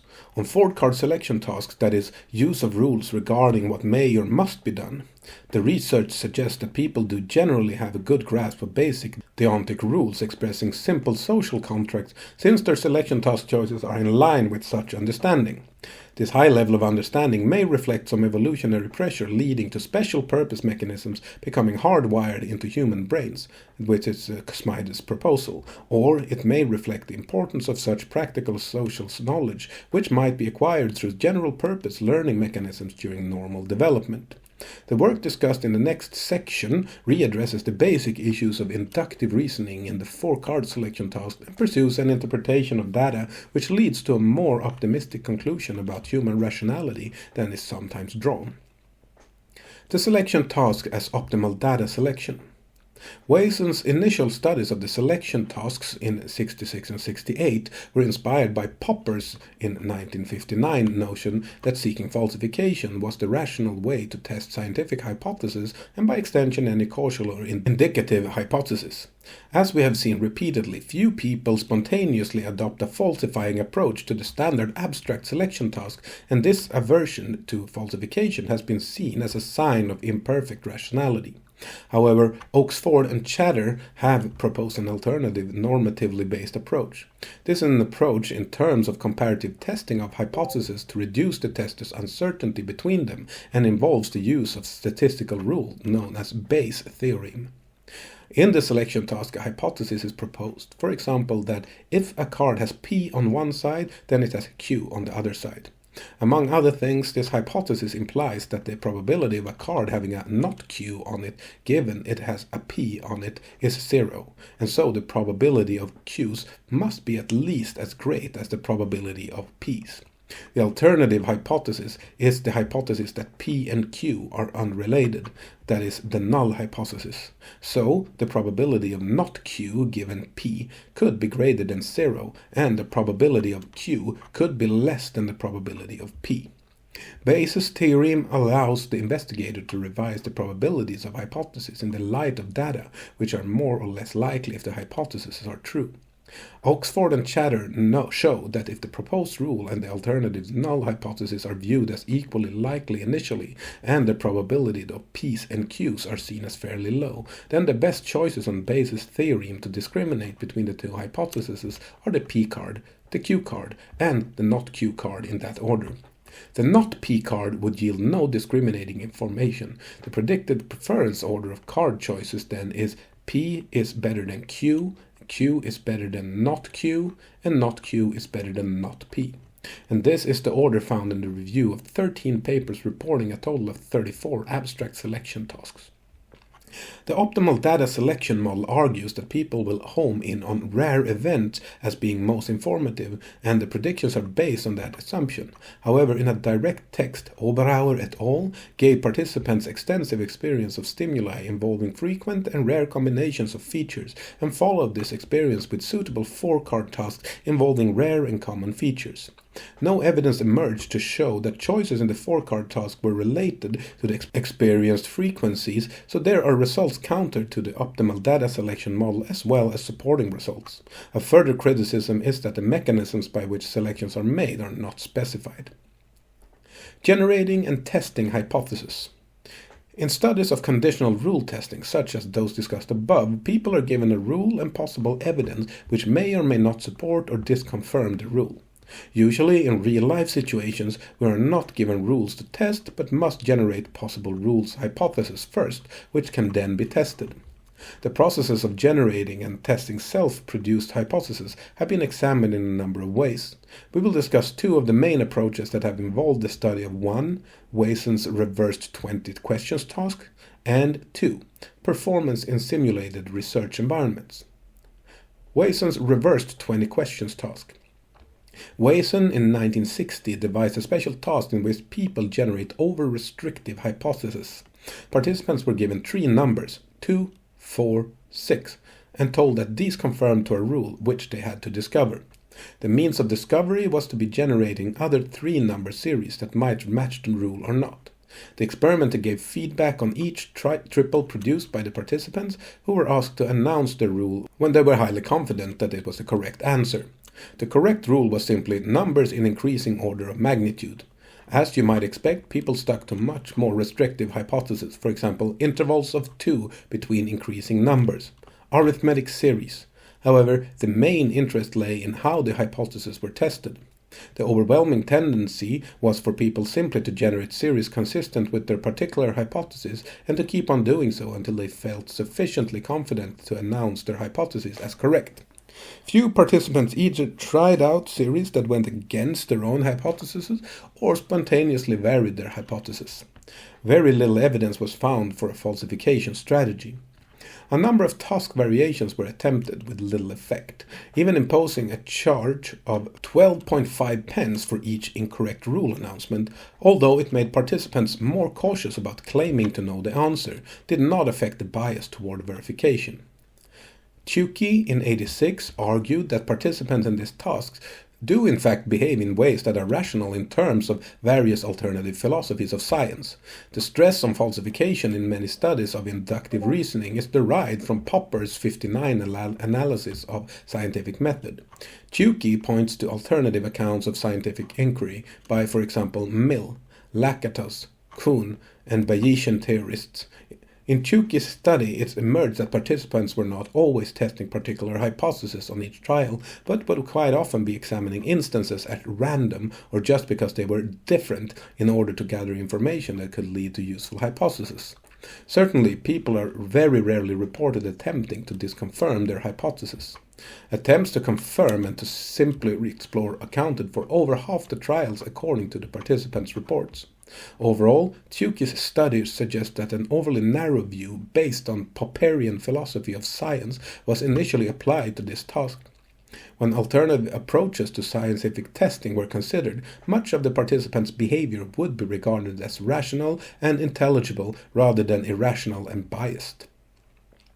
Box 11.5 Research Close-Up Role of External Representations in Rule Discovery. Introduction.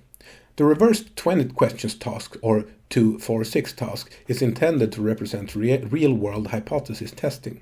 However, in its standard version, the task is not like real-life situations, since the hypothesis testing is carried out mainly in the head. That is, the task involves purely internal representations of triplets and possible hypotheses.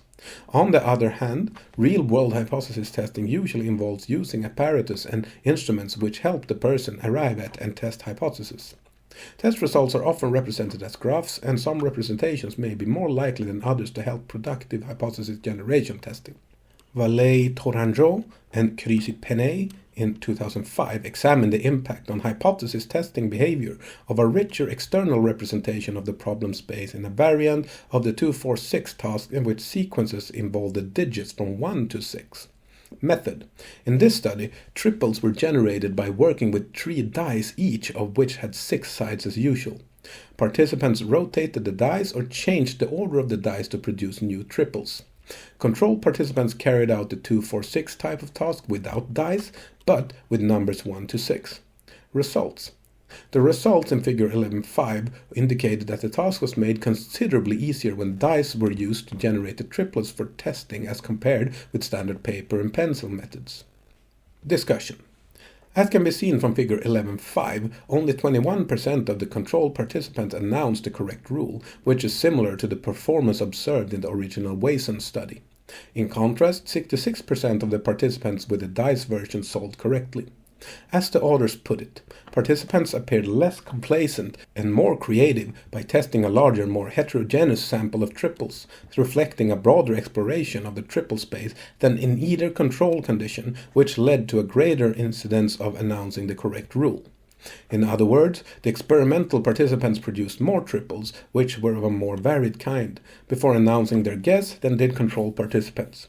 It appeared that providing an external, easy-to-manipulate representation of the space of possible triples made a possible test item salient and easier for participants to generate. In a follow-up study, participants were given a different way of representing the choice of digits. Instead of dice, which may have cued ideas of randomness and thus have prompted consideration of more possible sequences, participants had to make up their number sequences by choosing from 3 sets of 6-sided counters, hexagons. In each set were 6 hexagons, one having 1 dot, one having 2 dots, one having 3 dots, and so on up to one having 6 dots. By choosing hexagons, the participants could thus make up sets of numbers to be tested for conformity to the rule or not. This version of the test produced equally beneficial results to the dice version.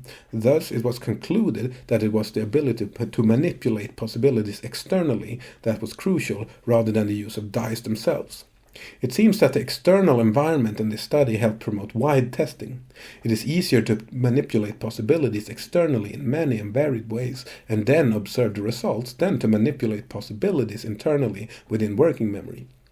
Internal manipulation is probably more liable to effects of habits and sets and leads to less varied possibilities being generated and tested. Simulated research environments. Although philosophers of science tend to stress the importance of falsification and of considering more than one hypothesis at a time, the results of Wason and others discussed above suggest that naive participants tend neither to consider alternative hypotheses nor to seek out potentially falsifying data. Studies by Minat et al. Sought to investigate such tendencies in complex environments that were intended to simulate real-life research. In the 1977 study, people saw computer-generated displays on a screen showing various shapes, circles, squares, triangles, of varying degrees of brightness, which could be dim or bright. Particles could be fired across the screen from a fixed position in any direction, and it would be stopped when it approached some objects but not others. The overall task was to produce a hypothesis that would account for the behavior of the particle. The correct answer was that the particle stopped on approaching dim shapes. At first, participants were allowed to formulate a hypothesis on the basis of the particle's behavior with one particular configuration of objects, a configuration that favored adoption of a wrong hypothesis in terms of object shape. They then chose between pairs of environments. In one, they could make observations which would probably confirm the typical wrong hypothesis, and in the other they would test alternative hypotheses. Evidence for a confirmation bias involving failure to choose environments allowing tests of alternative hypotheses was found. However, if participants did obtain explicit falsifying information, they generally used this information to reject incorrect hypotheses. Behavior in this task was not affected by instructions stressing confirmation or disconfirmation. In the 1978 study, participants were allowed 10 hours to explore a very complex environment of 27 objects, varying in shape, size, and brightness, in which particles were deflected on approaching objects. The angles of deflections were governed by a formula involving parameters whose values were determined by the shape, size, and brightness of the objects. No one solved, and Minat et al. Inferred a confirmation bias. It was clear from the thinking aloud record that deliberate attempts to falsify hypotheses almost never occurred. Similar results also emerged from Dunbar's 1993 study of participants attempting to solve a problem in genetics through simulated experiments. The problem was such that there was a typically drawn dominant hypothesis, which most participants started with. Seeking data consistent with the dominant hypothesis led to poor performance, while focusing on discrepancies and difficulties with the initial hypothesis led to more solutions. Box 11.6 Practical Application Real Scientific Research Environments. Studies of real-life hypothesis testing in the sciences are consistent with laboratory studies in that scientists do not seem overly disposed to seek falsifying data or to accept that favored theories require revision or abandonment in the face of apparently falsifying results. For example, Galileo ignored much data that was apparently inconsistent with Copernican theory, and protagonists of Newton's theory of gravity did not abandon it in view of the misbehavior of certain planets. The typical reaction to observations inconsistent with a favored theory is to seek an explanation that preserves the theory. In the case of the planet Uranus's orbit that was not as predicted, a new undiscovered planet was postulated, and in due course the theory received spectacular support from the discovery of Neptune in the predicted place. Other anomalies in Newton's theory were never resolved, but the theory was not abandoned. Mitroff in 1974 closely surveyed the attitudes and beliefs about scientific practice of a group of 43 geologists engaged in the study of lunar geology under the auspices of the Apollo Space Research Program. These well-established scientists saw their aim as mainly confirming rather than falsifying hypotheses. The only hypothesis that they were interested in falsifying were the hypotheses of rival scientists. As Mitroff puts it, these scientists differed markedly from the storybook scientist, who is supposed to be completely disinterested and uncommitted to any particular hypothesis. The real scientists tended to be strongly committed to particular points of view and would only reluctantly abandon their views in the face of contrary evidence, rather than immediately, as a simple falsification position would suppose. Perhaps then, the laboratory participants in the MINET study discussed above are not untypical, in seeking confirmation rather than falsification. Indeed, the relatively high rate of appropriate reactions to falsifying data reported by MINET may reflect the artificiality of the environment, that is, participants would probably not doubt their instruments in the way that real scientists might. Indeed, Fuglsang et al. In 2004, in a study of real biological scientists at work, found that unexpected results were nearly always attributed to problems with methods. Only if the unexpected results held up on replication did scientists tend to accept them and revise their views accordingly. Similarly, Gorman in 1986 has shown in a laboratory task that the possibility of error in feedback insulates hypotheses from rejection. Mitroff's moon scientists pointed out that commitment was valuable from the point of view of motivating individual scientists. Also, since there would always be scientists with opposing commitments, the scientific community would not be biased as a whole, and the rivalry of competing factions would ensure that opposing views would be thoroughly tested by the opposition. Okada and Simon in 1997 found that participants who worked in pairs on Dunbar's genetics problem performed better than single participants, presumably because of mutual critiquing of each other's hypotheses and interpretations of data. Even a few cases of extreme commitment or outright bias could be useful, because those biased individuals would keep alive ideas that might prove useful again at a later date, after having been abandoned by most researchers in a given area. Summary. This chapter concerned how people go beyond information they have been given to derive new knowledge through reasoning. Reasoning divides into deductive and inductive reasoning. In deductive reasoning, conclusions can be drawn that must be true from given statements. Inductive reasoning is concerned with establishing the likely truth or falsity of statements in the light of evidence. Deductive reasoning splits into propositional reasoning, in which conclusions are drawn from statements involving logical relations such as if X then, and, or, and syllogistic reasoning, in which conclusions are drawn from statements involving relationships between categories such as all, some, none, and some X not. Conditional inferences using if-X then statements have been found to be prone to the errors of affirming the consequent and denying the antecedent.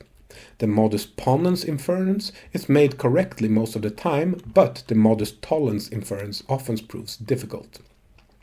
Mental logic approaches applying propositional reasoning in terms of intuitive mental rules that correspond to some of the rules of logic, such as modus ponens, but lack others, such as modus tollens. Errors are attributed to a lack of appropriate rules or to misinterpretation of task materials, for example, interpreting a conditional as if it was equivalence. The mental models approach assumes that people tackle reasoning problems by forming mental representations of possible states of the world and drawing inferences from those representations. Many theories have been put forward for syllogistic reasoning. The atmosphere hypothesis proposes syllogisms are handled by a non-logical process. An alternative proposal for syllogism is that various illogical processes which have some plausibility may jointly produce many errors. In particular, illicit conversion of premises and probabilistic inference have been proposed. Hanley in 1962 developed the influential view that people do reason logically, but often misinterpret the premises or the task demands, thus producing errors. In the mental models approach, differences in syllogism difficulty were explained in terms of the number of models required to represent premises and their combinations. Figural bias effects were explained in terms of preferred ways of combining premise representations. Belief bias effects, as demonstrated in syllogisms and backed up by neuroscience studies, suggest a role for rapid intuitive thinking drawing on System 1 processes, which could be modified and overridden by executively controlled slower System 2 processes to overcome biases. Studies of inductive reasoning have focused on the 4-card selection tasks which require hypothetical deductive reasoning. Typically, participants ignore the important potentially falsifying information. Concrete rule content emerge as an important factor in the 4-card task, with particularly substantial facilitation for rules in terms of social contracts. Currently, the most likely explanation for such content effects seem to lie in the evocation of reasoning schemas regarding social contracts. Wason's reversed 20 questions task requires participants to generate their own hypotheses about number sequences and test their hypothesis by making up fresh examples. As in the 4-card task, participants tend to ignore potentially falsifying information. However, performance can be improved by allowing participants external aids, such as dice, which make it easier to generate new sequences. Studies of simulated and real-life scientific discovery indicate that ignoring potentially falsifying information is widespread in real settings as well as in laboratory studies.